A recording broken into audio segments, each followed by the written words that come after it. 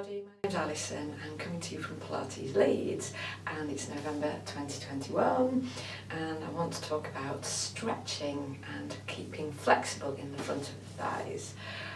So I better just define what I mean by the front of the thighs because there's quite a few muscles, but I'm talking specifically about the quads or the quadriceps. So there's 4 of them. One goes here. So they're they're kind of knee thigh muscles really. One there, one there, one there, and specifically I'm interested in talking to you today about one that goes all the way from here and crosses the hip. It's a big muscle, big strong muscle. It's called the Rectus Femoris, and it can be a disruptor if it's tight. If it's really tight, in and of itself, it can pull the pelvis down like this and it will take the back with it and causing the back to overwork and the tummy stretches and sort of underworks, or the lower abdominals. The other thing that can happen with tightness in the rectus femoris is that it's a process referred to as reciprocal inhibition. So tightness in here blocks the ability of your buttock muscles to extend the leg back, which is what you need in running and other kind of cardio activities and gait and walking. So there's lots of reasons to keep this muscle flexible and supple, but there's lots of things that make it tight, like life, the universe and everything, and sitting and cycling. Lots and lots of things make it tight. So I'm going to give you a couple of conventional thigh stretches, and then I'm going to give you a whole little sequence of things that you can do, because it's quite common. What do you do to stretch a muscle if your muscle's too tight to stretch it? This is quite a common thing and it's a big deal, so we'll come to that later. So conventional stretch. I would always say if you're standing, have a wall, because then you're not going to have to sort of wobble about. So even if you're outdoors, find a tree. Okay, so ideally to stretch into the knees and up into the rectus femoris, the top of the rec fem, ideally grab your lower leg. If you can't, trousers, socks, shoes, or failing that, your foot. But the foot's quite bendy, so ideally not the foot. And here's the thing, don't take the knee out to the side. And here's the really important thing, don't let the pelvis tilt to give you extra space. You've got to keep that pelvis neutral, the spine neutral, and then you hold and stretch. You can even think about a sense of, sending the pelvis forward and the thigh back. Hold and breathe. And of course you're going to do both sides. Could you count to 30 maybe? So when I say pelvis, I mean this thing. And if you're not quite sure, if you have a little feel, you feel these knobbly bits, they're quite easy to kind of dig around and find. And that's, you're going to have the sense that that is forward and the leg is back. So there's other conventional ways to stretch, but I'm just going to give you one more, and it's basically the same thing, but lying down on your side. So I'm using my hand here, but you could use a cushion or yoga bricks, and it's the same thing. Ideally the lower leg, often not possible, so shoes, socks, what have you, and pull back. So again, I'm making my best effort to not let my back arch, so the back doesn't arch. That's probably the most important thing of all that I can tell you. Don't let the back arch. Do sense openness here in the front of the hip. There's my pelvis. Pelvis forward, leg back. Could you count to 30? Now, even if you can do this stretch, these are big muscles and they are going to feel, even if you're not tight, it feels tight because they're so big. So please don't be too worried by the really slightly unpleasant sensation that you get. So what about if you find those just too difficult but you need to stretch your thighs out? Well, I'm going to use a chair now. Now the first thing is super gentle. Use a chair, maybe a wall for support. If you're really tight and you're trying to stretch a tight muscle, the act of that alone can be quite unbalancing and wobbly. So I would always suggest safety first, chair plus wall. And you have the one to be stretched, okay, here, and that's going right into the quads there. But you've actually got a bit of buy one, get one free here, because the top of this rectus femoris is being stretched and you've got the other end of the quads, particularly the two that cross the knee this way, move that way. This also gently mobilises the knee, which is a good way to get movement into it, particularly if you have knee pain.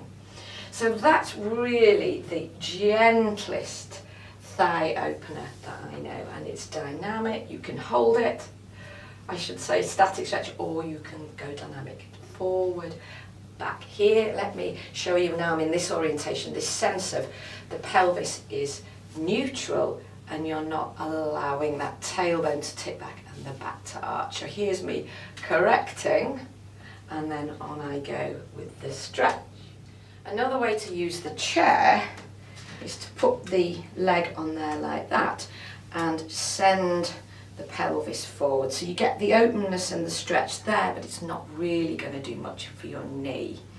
But it is useful, particularly if you know that you tend to have a bit of a tilted forward position and you can't get in and do those conventional stretches. Just to stand here and open the pelvis forward, open the hips forward, and you may even feel some activation in your buttock muscles as a consequence of that. Bit more full on, still with the chair, works for some people and not others, is to get the leg up like this, and you've got much more obvious stretch going through the knee because the lower leg's up on an angle. So you've got pulling up both ends. So this is harder than the previous one. So there you go, there's another stretch. Same deep breaths, same counting, same timing. So I've got one more stretch suggestion for you, which is sort of, the shape is very like the chair, but without the chair. I call this the Knighthood pose. And of course that intrinsically stretches the front of the thigh. I'll just show you from this orientation. Okay, so there's a couple of things you can do. Well, the first thing is just again, you can use your hands to check that you've got your neutral pelvis there. You've got some support with the front of the leg, and you're getting that openness. So you're stretching, again, it's the top of that rectus femoris muscle. If you're feeling adventurous, you can, leaving your pelvis neutral, you can lean forward. Be aware that you don't allow the back to arch.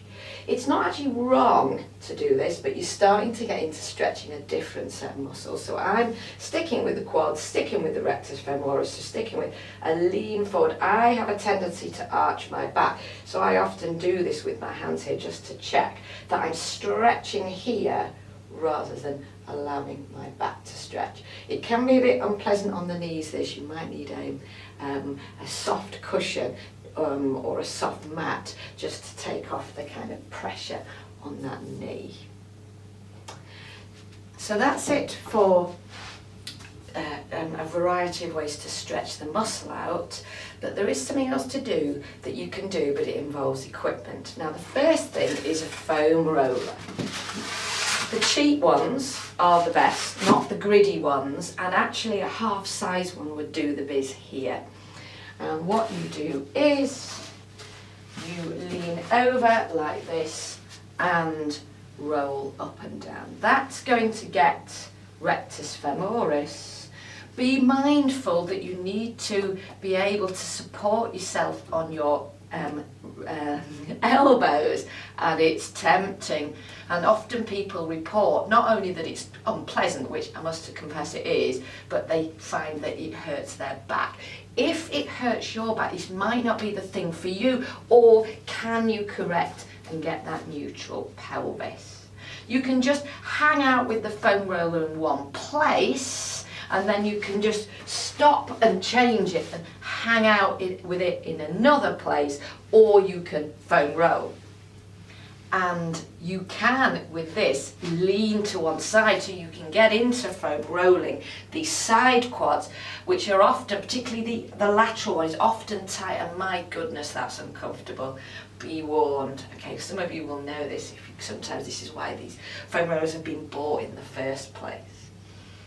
So that's the foam roller, Another piece of kit that people have often got at home is spiky balls. Now you can kind of use these in the same way that you use the foam roller.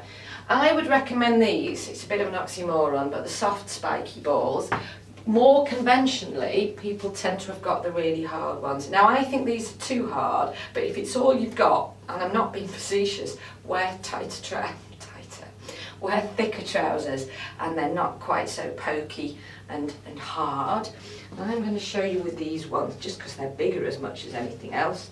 So again, you can, now with this, sometimes I get people to lie down and just have the foam roller, not the foam roller, the balls, and you can lie there and just simply let the balls release into particularly the outer layers of the fascia. They might not get right deep into the muscle. Or you can do knee bends. So you're stretching the quads a little bit and applying the pressure of the balls. Or you can roll a little bit. Again, that's going to get the side quads. And then you can move yourself so that you shift the position on the balls. And then, as I say, you can be lying down, which is kind of gentler really. Or it's much harder, much more hard on the body to stay on the knees. So yeah, you can have different specific held positions, or you can roll. This is quite hard. To be honest, I'd recommend hanging out in one position, actually probably moving you relative to the balls, and hanging out and doing another position. So that's it for kit. And the one other thing I would suggest, if you can afford it, consider having a massage. Now I know you might not be able to, or I know some people don't like the idea of a sports massage, but honestly they are really good at maybe getting in and dealing with the worst of the tightness. Maybe have a couple of sessions and then you can tackle it more easily on your own. So that's it. Lots of ways for stretching the thighs, and then so hopefully we can go out and get them all tight by working out or running or what have you. Anyway, I'm rambling now, aren't I? So cheerio. Hi there. I do hope you found this clip useful. We've got plenty more on the site, and for now I've suggested another one for you to watch. If you want to know more about what we do in Leeds, then do visit the website at pilates-leeds.com, and right now you can subscribe to the YouTube channel and we can do this all again next month. Cheerio!